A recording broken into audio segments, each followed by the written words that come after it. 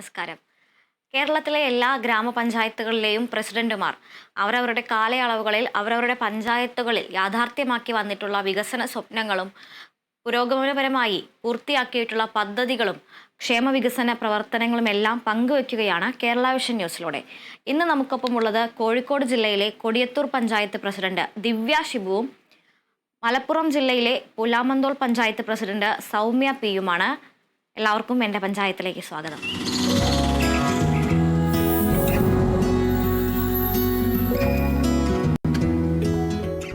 കോഴിക്കോട് ജില്ലയിലെ കൊടിയത്തൂർ ഗ്രാമപഞ്ചായത്തിന്റെ വികസന പ്രവർത്തനങ്ങളിലേക്കാണ് ആദ്യം നമ്മൾ പോകുന്നത്. പഞ്ചായത്തിന്റെ വികസന പ്രവർത്തനങ്ങൾ പങ്കുവയ്ക്കുന്നത് പഞ്ചായത്ത് പ്രസിഡന്റ് ദിവ്യ ഷിബു ആണ്. നമസ്കാരം ദിവ്യ. ഈ കഴിഞ്ഞ ഒരു 5 വർഷക്കാലത്ത് നടപ്പിലാക്കിയ പ്രവർത്തനങ്ങൾ പഞ്ചായത്തിനെ കുറിച്ച് പറയുകയാണെങ്കിൽ സ്ത്രീ ശാക്തീകരണത്തിലും അതുപോലെ തന്നെ ആരോഗ്യ മേഖലയിലും വലിയ ഊന്നൽ കൊടുത്ത് പ്രവർത്തിക്കുന്ന ഒരു പഞ്ചായത്താണ്. അതുകൊണ്ട് തന്നെ ഈ ഒരു 5 വർഷക്കാലം നടത്തി വന്നിട്ടുള്ള പ്രവർത്തനങ്ങൾ എന്താണ് എന്നത് ഒന്ന് തിരിഞ്ഞു നോക്കുകയാണെങ്കിൽ അതിനെ എങ്ങനെ വിലയിരുത്താം? ഏറ്റവും നന്നായിട്ട് ഈ കഴിഞ്ഞ 4.5 വർഷം കൊണ്ട് കൊടിയത്തൂർ പഞ്ചായത്തിലെ സമഗ്രമായ മേഖലകളിൽ എല്ലാ മേഖലകളിലും കൃത്യമായ പ്രവർത്തനങ്ങൾ ചേർത്ത് വെക്കുവാനായിട്ട് ഈ ഭരണസമിതിക്ക് സാധിച്ചിട്ടുണ്ട്. ഇപ്പൊ ലാസ്റ്റ് ആയാലും ഞങ്ങള് വനിതാ ദിനത്തിനോടനുബന്ധിച്ച് വനിതാ വാരാചരണത്തിന്റെ ഭാഗമായിക്കൊണ്ട് വ്യത്യസ്തമായ പരിപാടികൾ സംഘടിപ്പിച്ചിരിക്കുകയാണ്. കഴിഞ്ഞ ദിവസം കൊടിയത്തൂർ പഞ്ചായത്തിലെ വിവിധ മേഖലകളില് പ്രവർത്തിക്കുന്ന വനിതാ മേധാവികളെ കണ്ടെത്തുകയും അവർക്ക് നല്ലൊരു ആദരവ്, സിഗ്നേച്ചർ ക്യാമ്പയിൻ, ഗിഫ്റ്റ് വിതരണം എന്നിവയൊക്കെ ചേർത്ത് വെച്ചുകൊണ്ടുള്ള പ്രവർത്തനം കഴിഞ്ഞ ദിവസങ്ങളിൽ നടത്തിയിട്ടുണ്ട്. ദിവ്യ പറഞ്ഞ് അവസാനിപ്പിച്ചതിൽ നിന്ന് തന്നെ തുടങ്ങുകയാണെങ്കിൽ സ്ത്രീ ശാക്തീകരണ രംഗത്ത് വളരെ മുന്നിട്ട് നിൽക്കുന്ന ഒരു പഞ്ചായത്താണ് കൊടിയത്തൂർ. അതായത് ഗ്രാമപഞ്ചായത്ത് പ്രസിഡന്റ്, സെക്രട്ടറി, കുടുംബാരോഗ്യ കേന്ദ്രം, മെഡിക്കൽ ഓഫീസർ, കൃഷി ഓഫീസർ എന്നിങ്ങനെ ഒരു പഞ്ചായത്തിന്റെ താക്കോൽ സ്ഥാനങ്ങളിലെല്ലാം തന്നെ വനിതകൾ നേതൃത്വം വഹിക്കുന്ന ഒരു പഞ്ചായത്താണ് കൊടിയത്തൂർ പഞ്ചായത്ത്. അതുകൊണ്ട് തന്നെ സ്ത്രീ ശാക്തീകരണത്തിന്റെ ഒരു മാതൃകയായി സ്വയം മാറുന്നതോടൊപ്പം തന്നെ ആ ഒരു രംഗത്ത് സ്ത്രീ ശാക്തീകരണ രംഗത്തും അതുപോലെ തന്നെ സ്ത്രീ സുരക്ഷ, അവരുടെ സംരംഭകത്വം വർദ്ധിപ്പിക്കുക, സ്വയം പര്യാപ്തരാക്കുക മുതലായ രംഗങ്ങളിലെല്ലാം പഞ്ചായത്തും പഞ്ചായത്തിന്റെ പ്രവർത്തകരും ഏത് രീതിയിലാണ് ഇടപെടുന്നത്? അതിനായുള്ള പദ്ധതികൾ എന്തെല്ലാമാണ്? സ്ത്രീകളുടെ സംരക്ഷണം ഉറപ്പുവരുത്തുന്നതിന് വേണ്ടിയിട്ട് നമ്മൾ പഞ്ചായത്തിലെ ജാഗ്രതാ സമിതി അതിശക്തമായിട്ട് തന്നെ പ്രവർത്തിക്കുന്നുണ്ട്. വാർഡുകളിലെ വരുന്ന പ്രശ്നങ്ങൾ അവിടെ പരമാവധി തീർക്കാൻ ഞങ്ങൾ ശ്രമിക്കും. അതിനുശേഷം അവിടെ തീരാത്ത കേസുകൾ നമ്മൾ പഞ്ചായത്തിലേക്ക് കൊണ്ടുവരികയും ആ പ്രശ്നങ്ങൾക്ക് കൃത്യമായി പരിഹാരം കണ്ടെത്തിക്കൊണ്ട് തന്നെയുള്ള മീറ്റിങ്ങുകളും കാര്യങ്ങളൊക്കെ നടത്തുന്നുണ്ട്. അതിനുശേഷം നമുക്ക് പരിഹരിക്കാൻ പറ്റാത്തതായ കേസുകളെ നമ്മൾ മേൽത്തട്ടിലേക്ക് വിടുന്നതുള്ളൂ. ആ ജാഗ്രതാ സമിതിയുടെ പ്രവർത്തനങ്ങൾ കൃത്യമായിട്ട് തന്നെ നമ്മൾ നടത്തുന്നുണ്ട്. അതുപോലെ തന്നെ സംരംഭങ്ങൾ, ഒരുപാട് വനിതാ സംരംഭങ്ങൾ നമുക്ക് പഞ്ചായത്തില് തുടങ്ങുവാനായിട്ട് സാധിച്ചിട്ടുണ്ട്. ഏറ്റവും ലാസ്റ്റ് ചെയ്തത് ഒരു ബ്യൂട്ടി പാർലറിന്റെ ഉദ്ഘാടന പരിപാടിയായിരുന്നു വനിതകൾക്കായിട്ട് ചെയ്തതിന്റെ ഏറ്റവും ലാസ്റ്റ് ആയിട്ട് ഞങ്ങൾ ചെയ്തിട്ടുള്ളത്. അതൊക്കെ അവരുടെ ശാക്തീകരണത്തിനും സ്വയം പര്യാപ്തതയിലേക്ക് എത്തുന്നതിനും ഒക്കെ വേണ്ടിയിട്ട് ഒരുപാട് സഹായമായിട്ടുണ്ട്.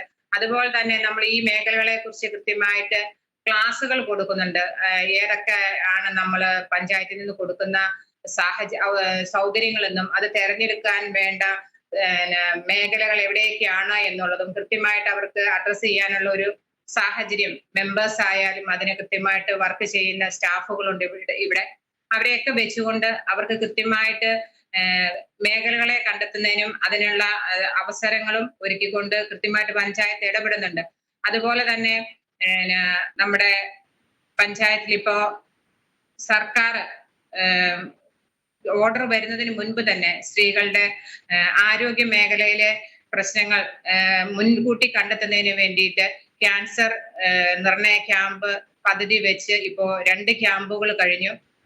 30 വയസ്സിന് മുകളിലോട്ടുള്ള സ്ത്രീകൾക്ക് ബ്രസ്റ്റ് ക്യാൻസർ, അതുപോലെ തന്നെ അണ്ഡാശയ ക്യാൻസർ, അത് MBR ക്യാൻസർ സെന്ററുമായി സംയോജിച്ചുകൊണ്ട് നമ്മൾ FHSC മുഖാന്തരം ക്യാൻസർ നിർണയ ക്യാമ്പ് സംഘടിപ്പിക്കുകയും അതിൽ ധാരാളം സ്ത്രീകള് ഉണ്ടോ ഇല്ലയോ എന്ന് ഉറപ്പുവരുത്തുക. ഇനി അഥവാ ഉണ്ടെന്ന് പോസിറ്റീവായിട്ട് കാണുന്ന കേസുകൾ ഉണ്ടെങ്കിൽ അവർക്ക് ബന്ധപ്പെട്ട മേഖലകളിലേക്ക് എത്തിക്കുന്നതിന് വേണ്ടിയിട്ടുള്ള പ്രത്യേക നിർദ്ദേശങ്ങൾ നൽകുകയും ഒക്കെ ചെയ്യുന്നുണ്ട്.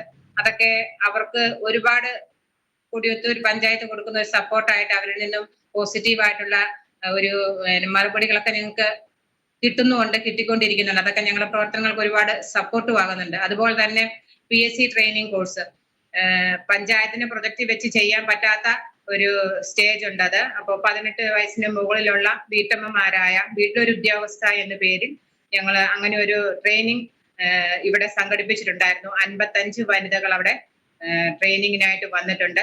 അവർക്ക് ഞങ്ങൾ കൃത്യമായിട്ട് പുറത്തു നിന്നുള്ള ഈ മേഖലയിൽ പ്രവർത്തിച്ചു കൊണ്ടിരിക്കുന്ന അധ്യാപകരെ ഉൾപ്പെടുത്തിക്കൊണ്ട് ക്ലാസ്സുകൾ കൊടുക്കുകയും അവരത് കൃത്യമായിട്ട് ആഴ്ചയിൽ ഒരു 3 ദിവസവും പിന്നെ പൊതു അവധികൾ വരുന്ന ദിവസങ്ങളിലൊക്കെ അവര് വന്ന് അത് പങ്കെടുക്കുകയും ആ ഒരു മേഖലകളിലേക്കൊക്കെ അവർക്ക് എക്സാമിലേക്ക് ഒരുക്കുന്നതിന് വേണ്ടിയിട്ടൊക്കെ നമുക്ക് സപ്പോർട്ട് ആകാനായിട്ട് നിൽക്കുവാൻ സാധിച്ചിട്ടുണ്ട്. അതുപോലെ തന്നെ പഞ്ചായത്തിന്റെ ഏറ്റവും പ്രധാനപ്പെട്ട ഒരു മേഖല എന്ന് പറയുന്നതാണ് മാലിന്യ നിർമ്മാർജ്ജനവും മാലിന്യ സംസ്കരണവും. മാലിന്യം ശേഖരിച്ചാൽ മാത്രം പോരാ, അത് ഫലപ്രദമായി സംസ്കരിക്കാൻ കൂടി കഴിയുന്നത് പലപ്പോഴും ഒരു പ്രതിസന്ധിയായി മാറാറുണ്ട്. പക്ഷെ ആ ഒരു കാര്യത്തിൽ കൊടിയത്തൂർ പഞ്ചായത്ത് നിരവധിയായ നേട്ടങ്ങൾ, സമ്പൂർണ്ണ ഹരിത ഗ്രാമം, അത്തരത്തിലുള്ള പ്രഖ്യാപനങ്ങളൊക്കെ പൂർത്തിയാക്കിയിട്ടുള്ള ഒരു പഞ്ചായത്താണ്. എങ്ങനെയാണ് ആ ഒരു മാലിന്യ നിർമ്മാർജ്ജന രംഗത്ത് ഈ കൃത്യമായ ഒരു പുരോഗതി കൈവരിക്കാൻ സാധിച്ചത്? ഈ സമ്പൂർണ്ണ ഹരിത മാലിന്യമുക്ത നവകേരളം ക്യാമ്പയിനിന്റെ ഭാഗമായി കൊണ്ടൊക്കെ വലിയ രീതിയിൽ പുരസ്കാരത്തിന് അർഹമായ ഒരു പഞ്ചായത്താണ്. എങ്ങനെയാണ് ഇത് സാധ്യമാക്കിയത്? മാലിന്യ സംസ്കരണ മേഖലയിലെ കൊടിയത്തൂർ പഞ്ചായത്തിന് കൃത്യമായി ഇടപെടലുകൾ നടത്തുവാനായിട്ട് സാധിക്കുന്നുണ്ട്. അതിനു വേണ്ടിയിട്ട് നമുക്ക് ഏറ്റവും സപ്പോർട്ടായിട്ട് നിൽക്കുന്നത് സെക്രട്ടറി, AS, HI, VOമാര്, അവർ ഞങ്ങൾക്കൊപ്പം എല്ലാ കാര്യങ്ങൾക്കും നമ്മൾ കാണുന്ന പ്രവർത്തനങ്ങൾ നടത്തുന്നതിന് വേണ്ടിയിട്ട് നമുക്കൊപ്പം നിൽക്കുന്നുണ്ട്. ഏറ്റവും നല്ലൊരു MCF കഴിഞ്ഞ വർഷം 2000 സ്ക്വയർ ഫീറ്റ് വരുന്ന ഒരു MCF നമുക്ക് പ്രവൃത്തി പൂർത്തീകരിക്കാനായിട്ട് സാധിച്ചിട്ടുണ്ട്. അതുപോലെ തന്നെ 32 ഹരിതകർമ്മസേന പ്രവർത്തകരാണുള്ളത്. എല്ലാ വാർഡിലും മിനി MCFകൾ സ്ഥാപിച്ചു. അതുപോലെ തന്നെ ബോട്ടിൽ ബൂത്തുകൾ, എല്ലാ ഘടക സ്ഥാപനങ്ങളിലും വേസ്റ്റ് മാനേജ്മെന്റ് സംവിധാനം, വേസ്റ്റ് വാട്ടർ മാനേജ്മെന്റ് സംവിധാനം, ഇവയെല്ലാം കൃത്യമായിട്ട് തന്നെ നമ്മൾ ചേർത്ത് വെച്ചിട്ടുണ്ട്. അതുപോലെ തന്നെ വീടുകളിൽ റിംഗ് കമ്പോസ്റ്റുകൾ കൃത്യമായിട്ട് കൊടുത്തിട്ടുണ്ട്. ഹരിതകർമ്മസേനയുടെ പ്രവർത്തനങ്ങൾ കൃത്യമായിട്ട് നമ്മുടെ HIയുടെ നേതൃത്വത്തിൽ അവരുടെ കാര്യങ്ങൾ നോക്കുകയും മോണിറ്റർ ചെയ്യുകയും ഒക്കെ ചെയ്യുന്നുണ്ട്. അതുപോലെ തന്നെ നമ്മുടെ പഞ്ചായത്തിലെ എല്ലാ സ്കൂളുകളിലും നമ്മൾ വേസ്റ്റ് മാനേജ്മെന്റ് സംവിധാനം ഒരുക്കുന്നതിന്റെ പ്രാധാന്യത്തെക്കുറിച്ചും അതിന്റെ രീതികളെ കുറിച്ചും ഒക്കെ കൃത്യമായിട്ട് HIയുടെ നേതൃത്വത്തിൽ, ആരോഗ്യ വിദ്യാഭ്യാസ സ്റ്റാൻഡിംഗ് കമ്മിറ്റിയുടെ നേതൃത്വത്തിൽ പോവുകയും പറയുകയും അതിനെ പ്രാവർത്തികമാക്കുകയൊക്കെ ചെയ്തിട്ടുണ്ട്. കാർഷിക മേഖലയിലേക്ക് വരികയാണെങ്കിൽ കൃത്യമായി ജലസേചനം അടക്കമുള്ള കാര്യങ്ങൾ നടത്തിക്കൊണ്ട് കാർഷിക മേഖലയെ പ്രോത്സാഹിപ്പിക്കാൻ പഞ്ചായത്തിന് കഴിയുന്നുണ്ട്. പക്ഷേ അത്തരത്തിൽ ഈ കാർഷിക മേഖലയിൽ പ്രധാനപ്പെട്ട കൃഷിയിനങ്ങളായി കൈകാര്യം ചെയ്യുന്നത് ഏതെല്ലാമാണ്? അതോടൊപ്പം തന്നെ നൂതനമായ സാങ്കേതിക വിദ്യകളും കൃഷി രീതികളും അവലംബിക്കുന്നതിൽ പഞ്ചായത്ത് ഏത് രീതിയിലാണ് ഇടപെടൽ നടത്തുന്നത്? കാർഷിക മേഖലയിലെ കൊടിയത്തൂർ പഞ്ചായത്തിൽ സമ്മിശ്ര കർഷകരാണ് ഏറ്റവും കൂടുതലുള്ളത്. നമ്മൾ ഫസ്റ്റ് കയറിയ ആ വർഷം കേരഗ്രാമം പദ്ധതി നമുക്കിവിടെ ഏറ്റവും ഭംഗിയായിട്ട് സമയബന്ധിതമായിട്ട് പൂർത്തിയാക്കാൻ സാധിച്ചിട്ടുണ്ട്. അത് കേര കർഷകർക്ക് ഒരുപാട് സഹായമായിട്ടുണ്ട്. അതിനുശേഷം നമ്മൾ കൃത്യമായിട്ട് പദ്ധതിയിൽ ഉൾപ്പെടുത്തിക്കൊണ്ട് കേര കർഷകർക്കും വാഴകൃഷി, നെൽകൃഷി മുതലായവ ചെയ്യുന്നവർക്കും പദ്ധതിയിലൂടെ ധനസഹായങ്ങളും സബ്സിഡികളും ഒക്കെ നൽകുന്നുണ്ട്. അതുപോലെ തന്നെ ചെറുകിട ജലസേചന പദ്ധതികളിലൂടെ കൃത്യമായിട്ട് വേനൽക്കാലത്തും കൃഷി ചെയ്യത്തക്ക രീതിയിലുള്ള സഹായവും സപ്പോർട്ടും നമ്മൾ നൽകുന്നുണ്ട്. പിന്നെ കൃഷി വകുപ്പ് മുഖാന്തരവും അതുപോലെ തന്നെ മറ്റ് സ്രോതസ്സുകളിലൂടെ ലഭിക്കുന്ന എല്ലാ വിഭവങ്ങളും ചേർത്ത് വെച്ചുകൊണ്ട് കർഷകർക്ക് ആവശ്യമായ സപ്പോർട്ടുകൾ അവരാവശ്യപ്പെടുന്നതും നമുക്ക് നൽകാൻ സാധിക്കുന്നതുമായ രീതിയിലുള്ള സഹായങ്ങൾ നമുക്ക് ചെയ്തു കൊടുക്കാൻ സാധിക്കുന്നുണ്ട്. കൃഷി ഓഫീസർ ആയാലും ഏറ്റവും ബെറ്റർ ആയിട്ടുള്ള സപ്പോർട്ട് അതിന് വേണ്ടിയിട്ട് നമുക്ക് നൽകുന്നുണ്ട്. സ്വയം തൊഴിൽ സംരംഭങ്ങൾ ചെയ്യുന്നവരും ധാരാളമുണ്ട്. ഗ്രൂപ്പ് കൃഷി നടത്തുന്നവരും ഒക്കെ ഏറ്റവും നല്ല രീതിയിൽ നമുക്ക് പഞ്ചായത്തില് കൃഷി ചെയ്യുന്നുണ്ട്.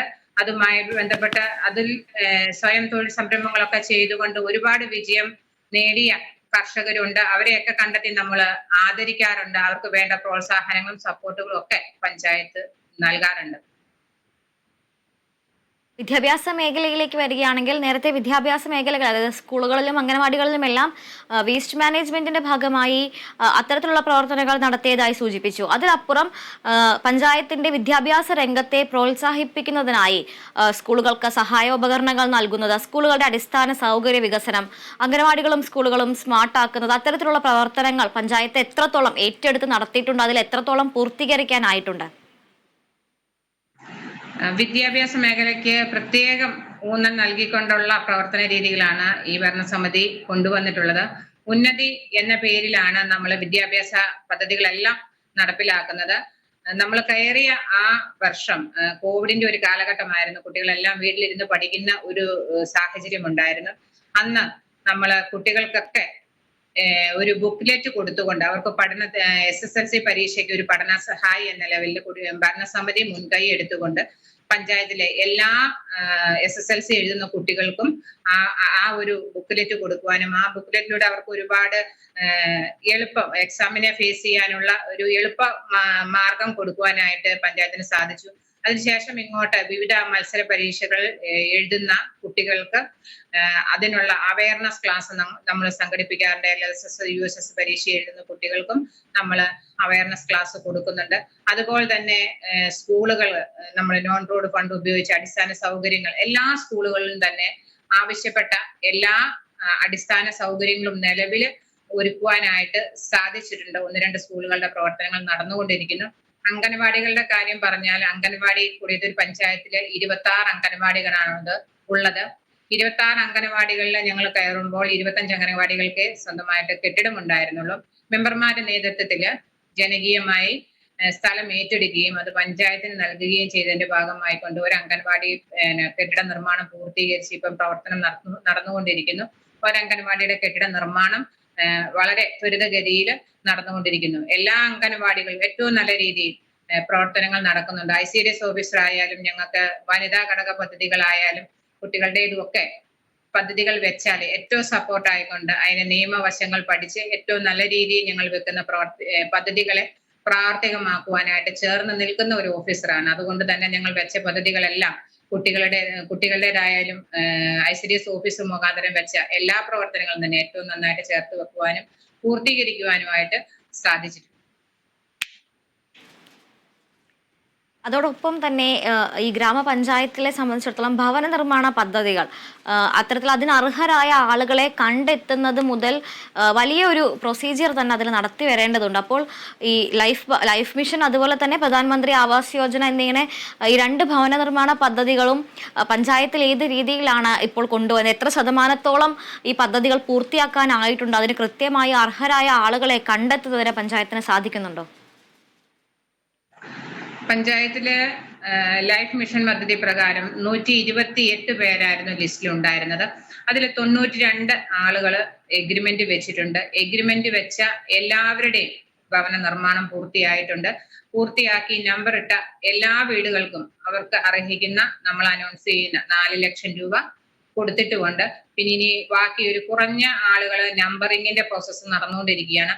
അവരുടെ പഞ്ചായത്തിന്റെ കൊടുക്കേണ്ടതായ വിഹിതങ്ങളെല്ലാം കഴിഞ്ഞു. നമ്പറിങ്ങിന്റെ പ്രോസസ്സ് കഴിഞ്ഞതിന് ശേഷം കേന്ദ്രീകൃതത്തിനായിട്ട് ഉള്ളത് നമ്മൾ പഞ്ചായത്തിൽ നിന്ന് വിടുന്നതായിരിക്കും. അതുപോലെ തന്നെ അതില് 34 SC ഉണ്ട്, 2 ST ഉണ്ട്, 3 ഫിഷറീസും ഉണ്ട്. ഇവരുടെ എല്ലാം ഭവന നിർമ്മാണം പൂർത്തിയാവുകയും അവർക്ക് കൊടുക്കേണ്ട തുകകളെല്ലാം പൂർണ്ണമായും കൊടുക്കുകയും ചെയ്തിട്ടുണ്ട്. അവിടെ ഈ കൃഷിയെക്കുറിച്ചും ജലസേചനത്തെക്കുറിച്ചും പറയുമ്പോൾ തന്നെ ചേർത്ത് ചോദിക്കേണ്ട ഒന്നായിരുന്നു വന്യജീവി സംഘർഷം. കാട്ടുപന്നി ശല്യം രൂക്ഷമായിട്ടുള്ള ഒരു പഞ്ചായത്താണ് എന്ന് നേരത്തെ തന്നെ അതിനെതിരായ പ്രതിരോധ പ്രവർത്തനങ്ങൾക്ക് സ്വീകരിച്ചിരുന്നത്. എന്നാൽ ഇപ്പോൾ കഴിഞ്ഞ കുറച്ച് ദിവസങ്ങളായി കൂടുതൽ വന്യജീവികളുടെ സാന്നിധ്യം കൂടി വരുന്ന ഒരു പഞ്ചായത്താണ്.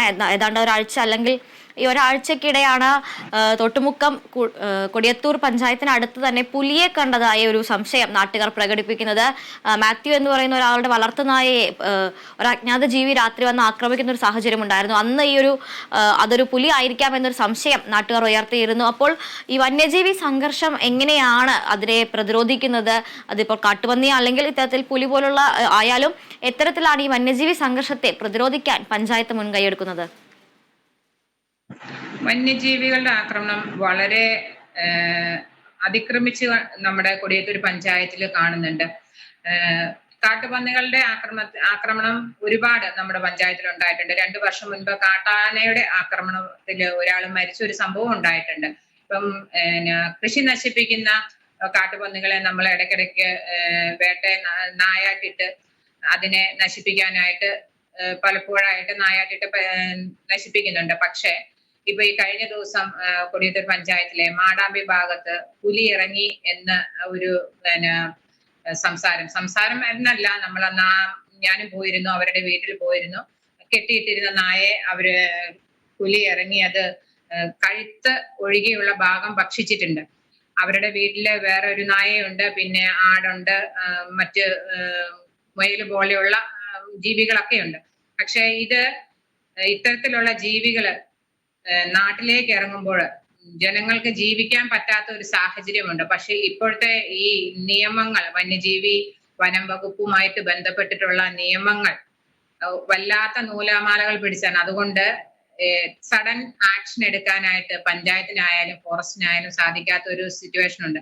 ഇതിനൊന്നും ഒരു ശാശ്വത പരിഹാരം കണ്ടെത്തി കൊടുക്കുവാൻ, ശാശ്വത പരിഹാരം ഉണ്ടാക്കുവാൻ സാധിക്കുന്നില്ല. അങ്ങനെ ഒരു പ്രശ്നം നമുക്കുണ്ട്. അതുപോലെ തന്നെ കൃഷിക്കാര് കപ്പയായാലും മറ്റ് കൃഷികളൊക്കെ നട്ട് കഴിയുമ്പോൾ ഒരാഴ്ച അല്ലെങ്കിൽ 2 ആഴ്ച കഴിയുമ്പോഴത്തേക്കും പന്നികൾ കൂട്ടമായി വന്ന് അതൊക്കെ നശിപ്പിച്ച് പോകുന്ന ഒരു സിറ്റുവേഷനുമുണ്ട്. കൃഷിക്കാരൊക്കെ വളരെ ബുദ്ധിമുട്ടിലാണ്. കാരണം കൃഷി ജീവിത മാർഗം ആയി കാണുന്ന പലർക്കും മുൻപോട്ട് പോകാൻ സ്വന്തം പറമ്പിൽ ഒരു 10 സെന്റിൽ പോലും ഒരു കൃഷി, ഒരു കപ്പയായാലും മറ്റെന്തെങ്കിലും ആയാലും നട്ട് വളർത്തി അതിൽ നിന്നൊരു ഫലം ഉണ്ടാക്കുവാൻ അല്ലെങ്കിൽ സ്വയം ഭക്ഷിക്കുവാനുള്ള ഒരു സാഹചര്യം ഇല്ലാത്ത ഒരു സ്റ്റേജ് ഉണ്ട്. പലരും കൃഷി മടുത്ത് മറ്റു പല മേഖലകളിലേക്ക് തിരിയുന്ന ഒരു സാഹചര്യവും ഉണ്ട്. പഞ്ചായത്ത് നിലവില് സോളാർ ഫെൻസിങ്, അതുപോലെ തന്നെ നായാട്ടിടിയില് കഴിഞ്ഞ ദിവസം ഇപ്പം പുലിയുടെ സാന്നിധ്യം കണ്ട മേഖലയില് പെട്രോളിംഗ്. ദിവ്യ, നമ്മളിപ്പോൾ കൊടിയത്തൂർ പഞ്ചായത്ത് പ്രസിഡന്റ് ദിവ്യയാണ് പഞ്ചായത്തിന്റെ ക്ഷേമവികസന പ്രവർത്തനങ്ങൾ പങ്കുവയ്ക്കുന്നത്. നിലവിൽ ഈ തുടർന്നു പോരുന്ന മാതൃകാപരമായ പ്രവർത്തനങ്ങൾ ഇനി വരും വർഷങ്ങളിലും ഒരു കാലയളവിലും കൂടി ഉചിതമായി ഇതുപോലെ തന്നെ നടത്തിക്കൊണ്ടുപോകാനാകട്ടെ എന്ന് ആശംസിക്കുന്നു. നന്ദി ദിവ്യ.